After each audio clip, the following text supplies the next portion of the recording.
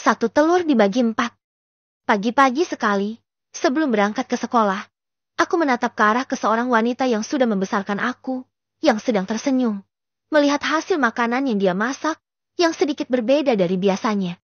Bagi seorang anak yang dibesarkan oleh ibu tunggal seperti aku, tentu saja ini adalah sebuah anugerah, karena kami bisa makan dengan layak dari waktu ke waktu, walaupun hanya bunda akulah, yang selalu bekerja siang dan malam, untuk menghidupi kami. Ya, hanya aku dan bunda aku, yang ada di rumah yang sudah tua, peninggalan kakek dan nenek aku. Perkenalkan, nama aku adalah Dion Putra Bintang Z. Biasanya bunda selalu memanggil nama aku Dion dan arti nama Z di belakang nama aku. Bahkan sampai sekarang pun, aku tidak tahu sama sekali. Kata bunda, itu adalah nama belakang ayah. Tapi, karena tidak mau terlalu mengenang ayah, bunda tidak mau menyebutkannya lagi, dan hanya memberikan inisial nama saja, di belakang nama aku. Dion adalah panggilan sayang dari bunda dan nama bunda aku adalah Yuri Bintang Z. Entah kenapa, bahkan di saat ayah tidak ada di samping kami lagi, ibu masih menggunakan nama sang suami di belakang namanya. Kata bunda, itu semua adalah tanda kalau bunda sudah menikah dan bunda bukanlah seorang wanita penghibur, seperti yang dituduhkan oleh orang kampung sini.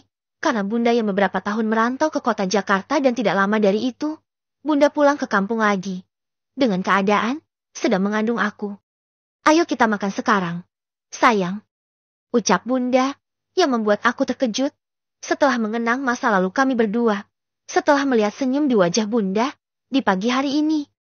Wah, kita makan besar sekarang ya, bunda?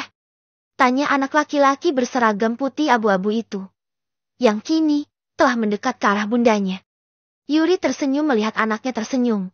Saat di atas meja makan mereka sekarang, ada nasi, telur, sayur dan juga kerupuk yang ada di dalam toples. Iya, sayang. Maafkan bunda ya, karena kita hanya bisa makan ini. Sebab uang hasil menjahit tadi, sudah bunda belikan beras 3 kilo, 5 butir telur, kerupuk 2.000 perak dan juga beberapa penyedap rasa. Hanya itu yang bisa ibu berikan sama kamu, sayang. Bahkan, ini adalah makanan yang sangat lezat sekali, bunda. Jangan bersedih terus-menerus. Bisa hidup dan bisa makan saja. Kita sangat bersyukur bunda. Dion tidak masalah. Mau kita makan apa saja. Yang terpenting Dion selalu bisa sama bunda. Yuri tersenyum dan langsung mengambilkan 1 sendok nasi ke piring anaknya dan mengambilkan 1 kepingan telur yang telah dia bagi 4. Supaya saat siang nanti, mereka masih bisa makan. Sedikit bergizi dengan telur sisa makan pagi ini. Sudut hati ibu mana yang tidak akan sakit saat orang lain akan makan 1 sampai 2 butir telur di atas piring mereka. Sedangkan Yuri dan Dion harus makan 1 butir telur, dibagi menjadi 4 bagian. Dion yang melihat bundanya melamun, menatap ke arah telur yang sudah dipotong menjadi 4 bagian seperti biasa itu, langsung saja memegang tangan bundanya yang masih saja terasa lembut. Walaupun dia banyak mengerjakan pekerjaan berat, sejak Dion masih kecil, sampai Dion hampir lulus sekolah menengah atas itu. Dengan tangan inilah, Dion bisa hidup dan bisa sekolah. Walaupun selama ini, bundanya jarang sekali mengeluarkan uang untuk membayar sekolahnya, karena Dion termasuk dalam siswa yang sangat berprestasi dan selalu saja menjadi ranking 1 di kelas. Sejak dia kelas 1 sekolah dasar, sampai kelas 3, sekolah menengah atas ini. Dion sangat suka dengan telur yang ibu buat. Kita juga tidak sekali makan berhemat seperti ini, bunda. Makan dengan garam saja, terasa sangat enak di dalam mulut Dion. Selama bunda yang membuatkan masakan itu, semuanya akan terasa sangat enak sekali, bahkan mungkin mengalahkan makanan restoran mahal. Hehehe. Akhirnya Yuri mengalah dan tidak mau larut lagi dalam rasa sedihnya. Yuri mengambilkan makanan anaknya itu dan meletakkan di dekat anaknya yang sangat tampan dan sangat baik hati itu. Makan yang banyak ya, sayang. Dion langsung saja tersenyum dan mengangguk setelah melihat anaknya makan dengan sangat lahap. Barulah Yuri mengambil nasi untuk dirinya sendiri dan meletakkan 1 potongan kecil telur ayam itu dan juga mengambil banyak sayuran supaya dia kenyang. Karena sayuran yang tidak dia beli, karena tinggal mengambil di belakang rumah mereka, yang memang ditumbuhi oleh banyak sayur-sayuran. Bahkan sampai Yuri jual sebagian hasil panennya. karena setiap yang Yuri atau Dion tanam di halaman belakangnya itu pasti saja langsung subur dan hidup dengan sangat baik. Padahal mereka tidak memberikan pupuk apapun, kecuali dengan kotoran sapi, milik tetangga mereka, yang selalu Dion minta jika membutuhkannya. Setelah makan, Dion langsung saja pamit untuk langsung pergi ke sekolah dengan bundanya. Dion sekolah dulu ya bunda. Bunda hati-hati di rumah dan jangan memaksakan diri, mengerjakan banyak sekali pekerjaan rumah. Biar nanti Dion yang akan nantu bunda kerja juga, setelah pulang dari sekolah nanti. Ucap Dion, sambil memeluk tubuh bundanya. Yuri tersenyum dan langsung saja mengangguk. Agar anak laki-lakinya itu bisa cepat pergi sekolah. Setelah melihat anaknya pergi, barulah Yuri masuk ke dalam rumah dan melanjutkan jahitan baju yang sangat banyak di dalam rumahnya itu. Selamat pagi, sayang. Sapa seorang pria yang baru saja bangun dari tidur nyenyaknya dan langsung menatap wajah cantik sang istri yang ada di dinding kamarnya itu. Pria tampan yang baru saja bangun itu langsung saja termenung setelah menatap wajah ke arah sang istri. Kamu sebenarnya ada di mana bersama dengan anak kita? Sayang. Bahkan, 17 tahun telah berlalu dan pasti sekarang anak yang kamu kandung telah besar dan mungkin sebentar lagi akan kuliah. Benar kan? Tanya pria tampan yang masih menatap foto wanita cantik yang sedang memeluk dirinya dengan perut besarnya itu.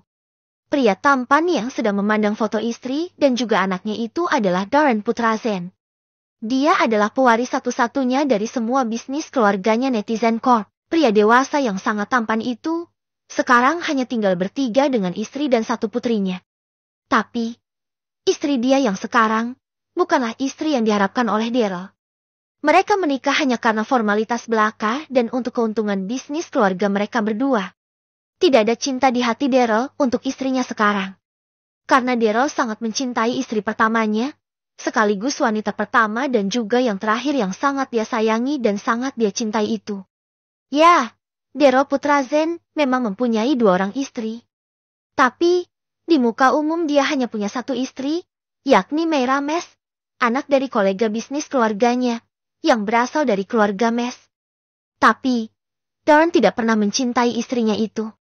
Bagi Daryl, pernikahan mereka yang hanya berdasarkan kesepakatan bisnis saja.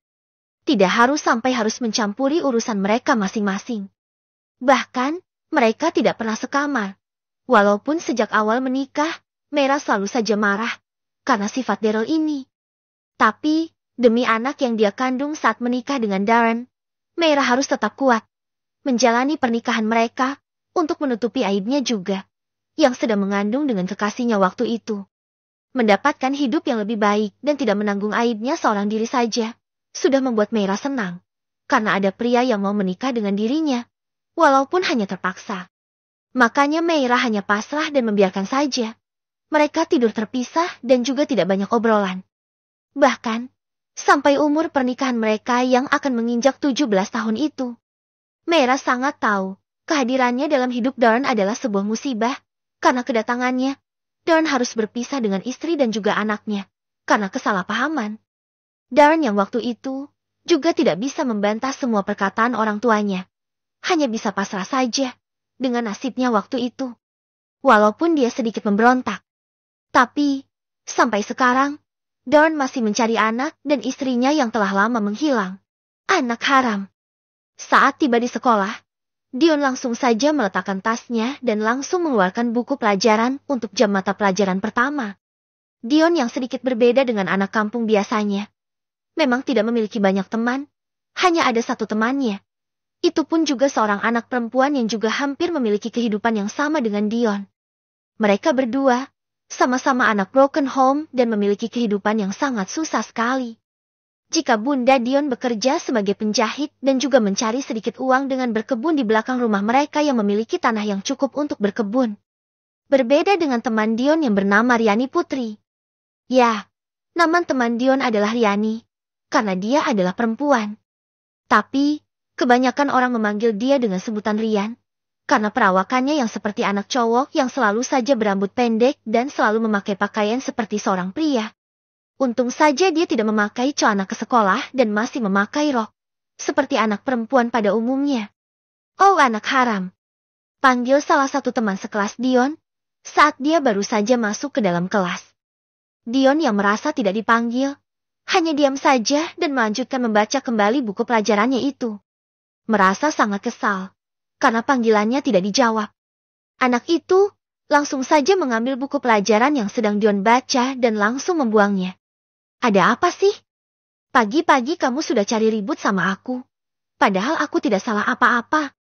Hardik Dion yang sudah mulai kesal dengan teman satu kampungnya yang selalu saja mencari masalah dengan dirinya sejak kecil. Cari ribut sama anak haram kayak lo itu adalah hal yang sangat menyenangkan. Dasar anak haram, lihat saja wajah lo itu. Udah putih bersih, tinggi dan juga pintar lagi. Pasti bunda lo yang sok cantik itu menjual tubuhnya kepada bule atau orang luar yang sedang berpesta di diskotek, tempat joget-joget itu. Diskotik bego. Ngomong saja lo susah. Dasar bodoh. Sela Rianti, atau yang biasa dipanggil Rian, dengan wajahnya yang sudah sangat marah, karena melihat sahabat baiknya, pagi-pagi sudah dibully. Udah datang nih. Cewek jeti jadian. Kalian memang sangat kompak sekali. Sama-sama anak jalang dan tidak tahu asal-usul kalian masing-masing. Plak.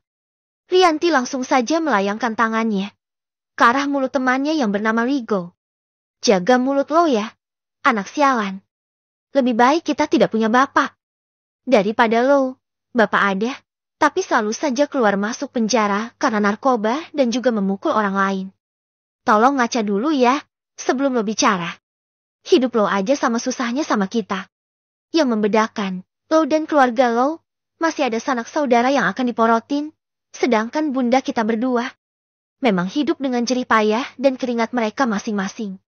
Bukan jeti tukang minta-minta, kayak ibu lo itu. Rian membongkar aib semua temannya, yang bernama Rigo itu. Tidak hanya dipukul mulutnya yang sangat kasar itu. Rian juga mencaci maki dia. Di hadapan banyak teman sekelas mereka, yang biasanya hanya diam saja, karena mereka sangat tahu kalau Rigo itu sangat nakal dan mereka juga tidak mau berurusan dengan Rigo, karena pamannya adalah termasuk orang kaya, yang punya banyak sawah dan ladang di kampung ini. Rico yang melihat semua orang menatap ke arahnya. Langsung saja menatap ke arah wanita jeti jadian itu, dengan tatapan dendam yang sangat kentara. Awas saja lo, wanita jeti jadian. Gue akan beritahu semua kelakuan kurang ajar lo sama gue sekarang dan bunda lo tidak akan bisa bekerja di perkebunan paman gue lagi. Wanita jahanam. Rian tidak marah sama sekali. Malahan, dia langsung saja tertawa, karena Rian sangat tahu keluarga pamannya Rigo sudah tidak mau peduli lagi dengan keponakan mereka yang memang terkenal sangat nakal sekali dan sangat suka bertengkar. Jika sudah merasa disudutkan dan tidak bisa melawan, dia akan menggunakan nama besar pamannya yang lumayan dipandang karena termasuk orang kaya yang mempunyai budi yang baik. Berbeda dengan sifat Rigo dan semua keluarganya yang sangat sombong. Padahal mereka tidak punya apa-apa untuk dibanggakan. Dion yang melihat Rian dengan sangat berani menentang Rigo, merasa sangat salut sekali. Dion bukannya tidak mau melawan, tapi Dion sangat sadar. Manusia seperti Rigo itu tidak akan pernah berubah. Rigo akan selalu menjahili semua orang dan selalu mencari masalah.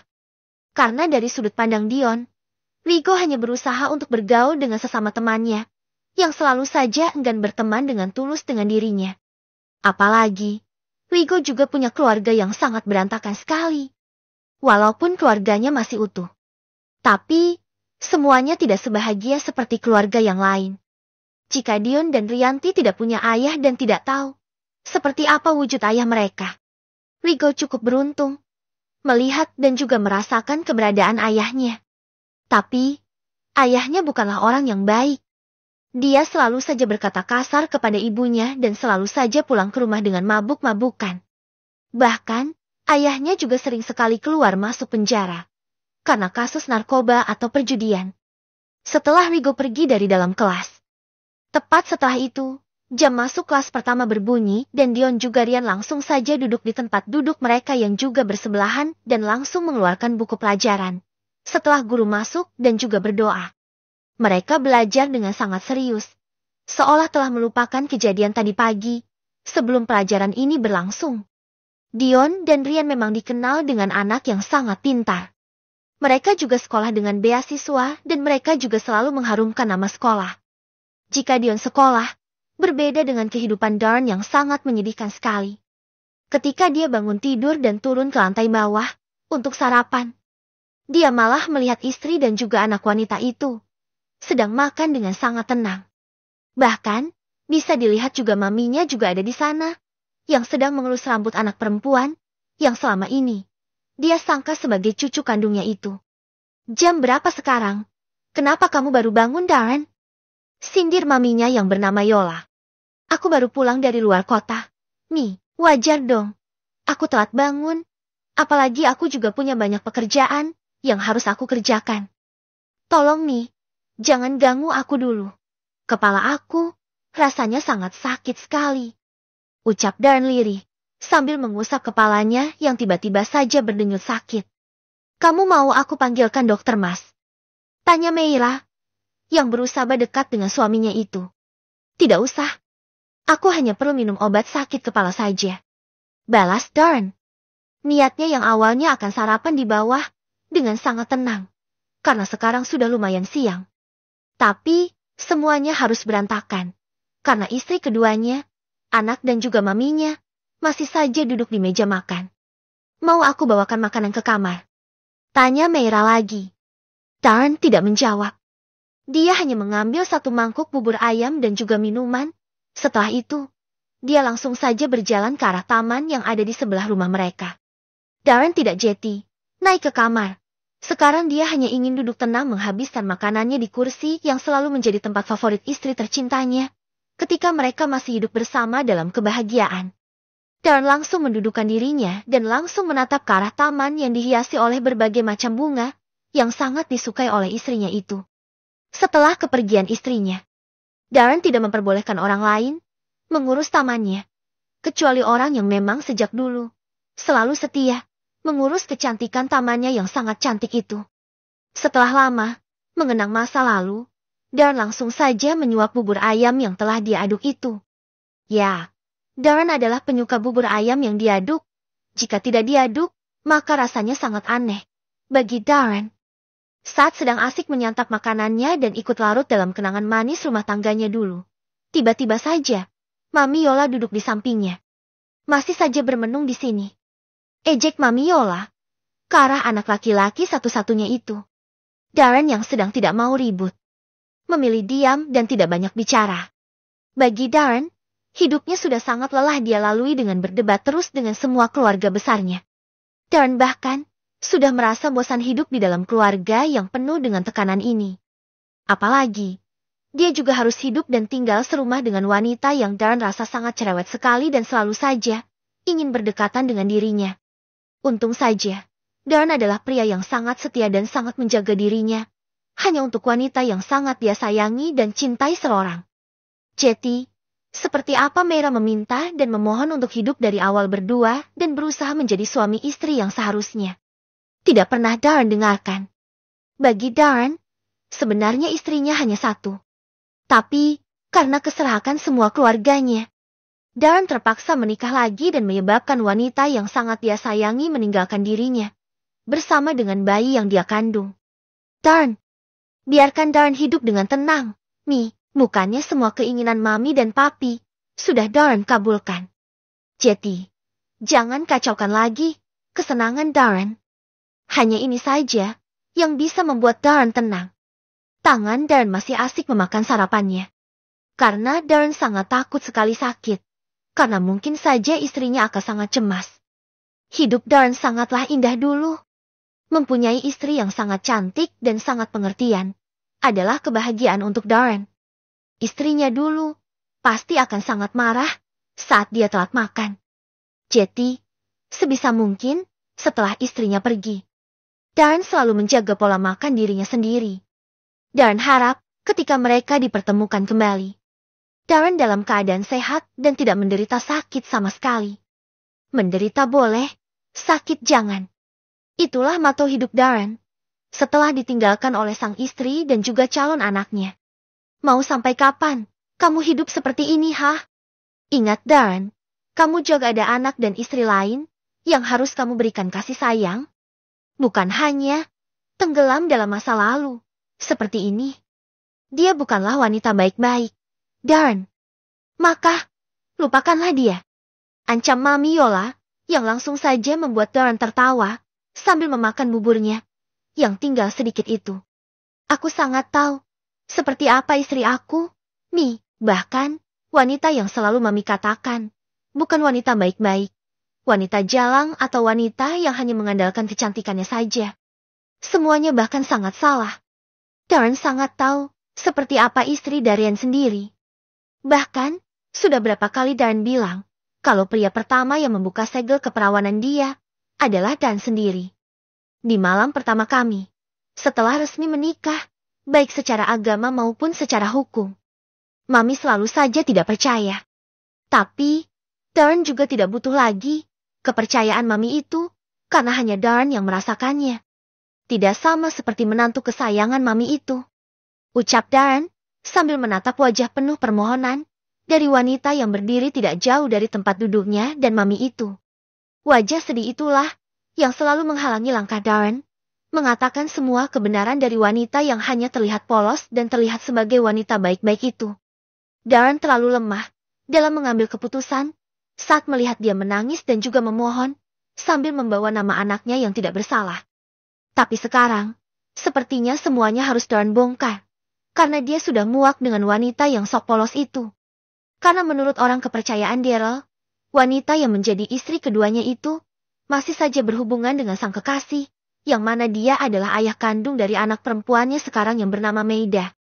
Jangan menyebar fitnah, hanya karena ingin membuat nama istri kamu terlihat sangat bersih di mata Mami. Bagi Mami, Meira merupakan menantu yang sangat sempurna bagi kamu Darren. Mami juga sangat tahu, seperti apa kedua orang tuanya, menjaga Meira dengan sangat baik dan selalu menjaga pergaulannya. Sehingga dia juga merupakan wanita yang sangat suci. Belah Mami Yola meradang, saat menantu kesayangannya dikatakan tidak baik, baik oleh anaknya sendiri.